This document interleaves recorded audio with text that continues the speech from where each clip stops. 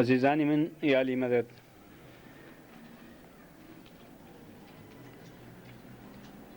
مستند کتابوں میں یہ ذکر آیا ہے کہ انسان کو جو جزوی عقل ملی ہے اس کا ایک نام عقل غریزی ہے، غین رے یہ زے اور یہ، یعنی ابتدائی عقل یا اصلی عقل، بنیادی عقل۔ پھر کہا گیا ہے کہ یہ عقل اور ایسی عقل خدا نے انسان کو اس لیے عطا کر دی ہے، یعنی ترقی پذیر عقل، کہ اس کے لیے خدا کی طرف سے اہتمام ہو، انتظام ہو اور کوئی مربی مقرر کیا جائے، پیٹرن۔ وہ مربی اس عقل کی پرورش کرے۔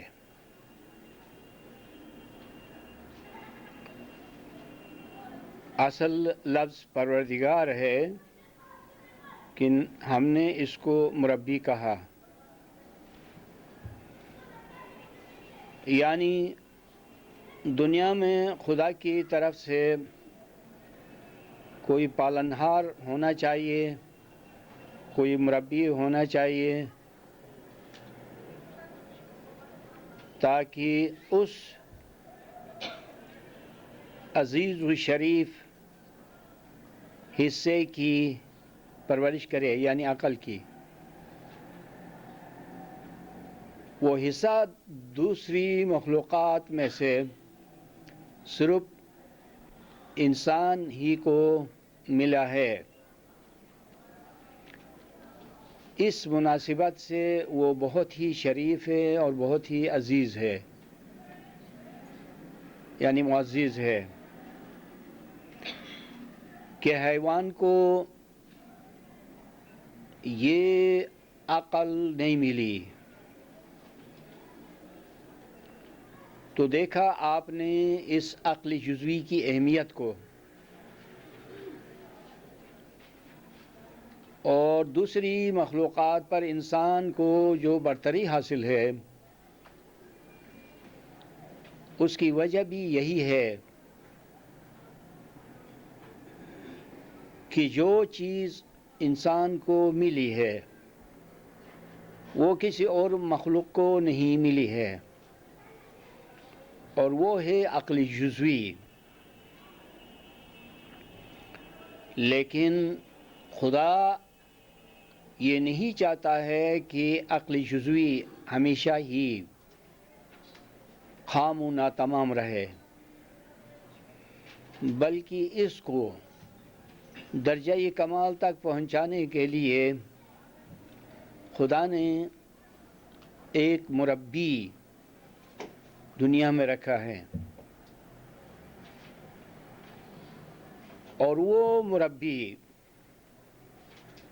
اپنے وقت میں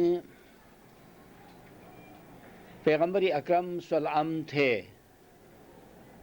اور آپ کے بعد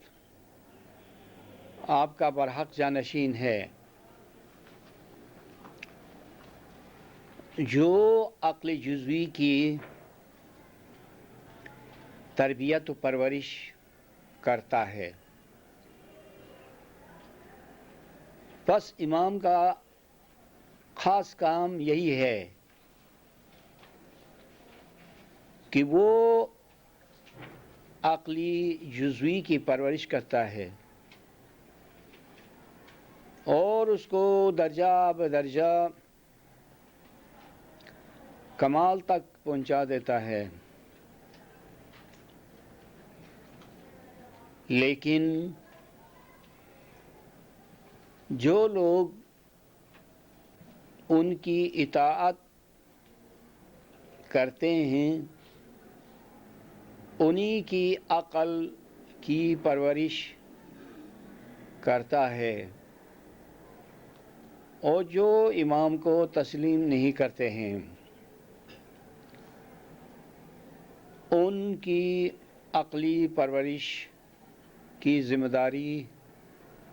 امام پر عائد نہیں ہوتی۔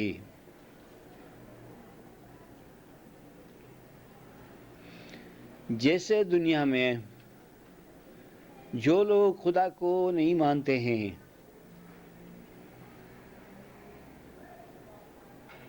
ان کو خاص نعمتیں نہیں ملتی، مثلا کلام الہی میں جتنی نعمتیں ہیں وہ ان کو نہیں ملتی ہیں، رسول کریم کی جتنی ہدایات ہیں وہ ان کو نہیں ملتی ہیں، ہر چند کی جان تو سب لوگوں کو دی گئی ہے، جسم سب کو ملا ہے، اور زندگی کی مہلت بھی عطا کی گئی ہے، یہ ٹھیک ہے، لیکن دیگر خاص چیزیں ان کو نصیب نہیں ہوتی جن کا میں نے ذکر کیا۔ اسی مثال کے مطابق امام کی طرف سے جو خصوصی روحانی تربیت اور پرورش ہے اور جو خاص ہدایات ہیں وہ دوسرے لوگوں کو نصیب نہیں ہوتی، صرف ایسے مومنین کے لیے یہ نعمتیں میسر آتی ہیں جو امام کی پیروی کرتے ہیں۔ بس ایسے میں امام علی مقام عقلی جزوی کی پرورش کرتا رہتا ہے اور اس کو بتدریج کمال تک پہنچا دیتا ہے، اور اس کی حد یہ ہے کہ ایسا مومنین یا ایسے مومنین و مومنات امام میں فنا ہو جاتے ہیں۔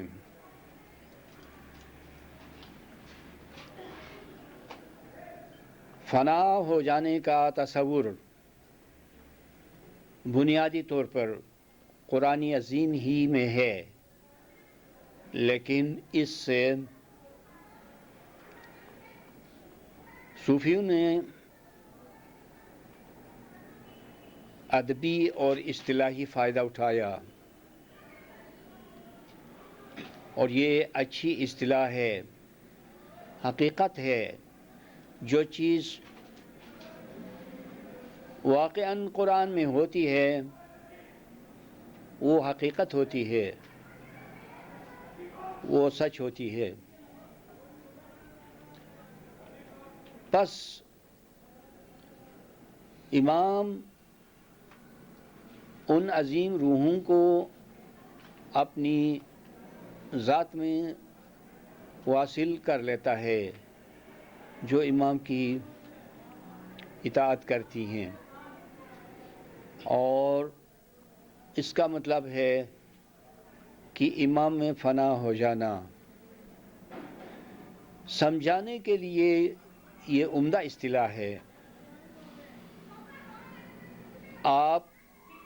حضرت مولانا امام سلطان محمد شاہ صلوات اللہ علیہ کے مقدس ارشادات میں دیکھیں گے کہ فنا کی اصطلاح آئی ہے، استعمال ہوئی ہے، تو یہ لفظ انتہائی ترقی کو بتاتا ہے، اور صوفیوں کے نزدیک فنائیں تین ہیں: فنا فی شیخ یا فنا فی المرشد، فنا فی الرسول، اور فنا فی اللہ۔ استعمال کرنے کو ہم بھی اس طرح سے استعمال کر سکتے ہیں، لیکن ہمارے نزدیک صرف ایک ہی فنا ہے، وہ ہے فنا فی الامام۔ ہم بربنائی مصلحت یہ بھی کہہ سکتے ہیں کہ فنا فی الامام، فنا فی الرسول، فنا فی اللہ، اس میں کوئی عیب کی بات نہیں ہے، لیکن حقیقت میں دیکھا جائے تو ہمارے یہاں صرف ایک ہی فنا ہے۔ اور جو شخص روحانی طور پر امام تک رسا ہو جاتا ہے تو وہ امام میں فنا ہو جاتا ہے۔ اس کی ایک مثال یوں ہے کہ ہر چیز کی ایک کشش ہے، ہر سیارے کی ایک کشش ہے، ہر کوکب کی ایک کشش ہے، سورج کی بھی کشش ہے، چاند کی بھی کشش ہے۔ تو سیارہ زمین ہی کو لیجئے کہ کوئی چیز سپیس کی طرف جاتی ہے یا بھیجی جاتی ہے یا دھکیل دی جاتی ہے، تو جب دھکیلنے کی یہ طاقت ختم ہو جاتی ہے تو اس کا رجحان اگر کافی بلندی پر یا کافی باہر نہیں ہے تو زمین کی طرف ہو جاتا ہے، اور جیسے جیسے وہ واپس آنے والی چیز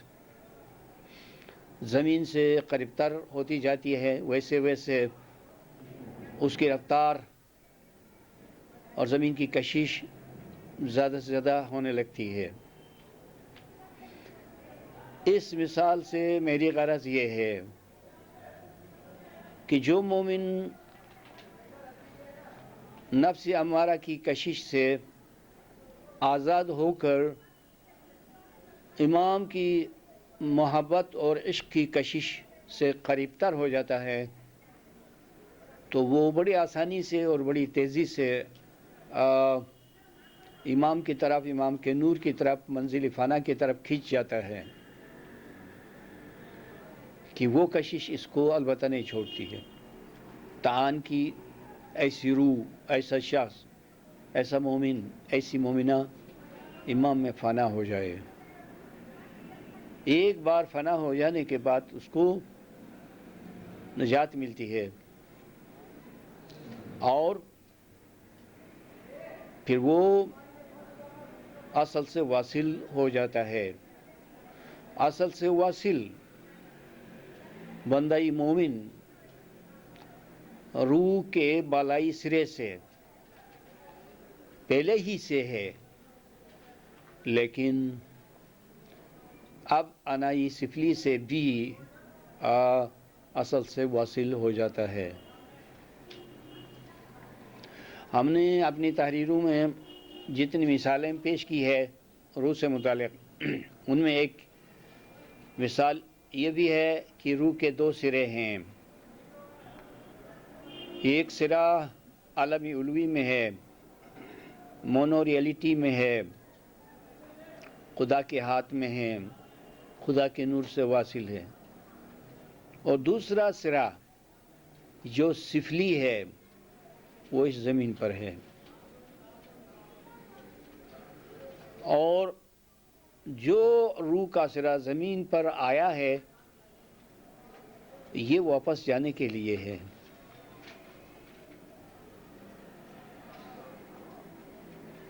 پس مومن اپنی روح کے بالائی سرے سے فرشتہ ہے، حور ہے، غلمان ہے، خدا کا نور ہے، مونو ریئلٹی ہے، انائی علوی ہے، اور کتاب ہے، بہشت ہے، اور بہت کچھ۔ لہذا انسان کے لیے عذاب اس بات کا ہے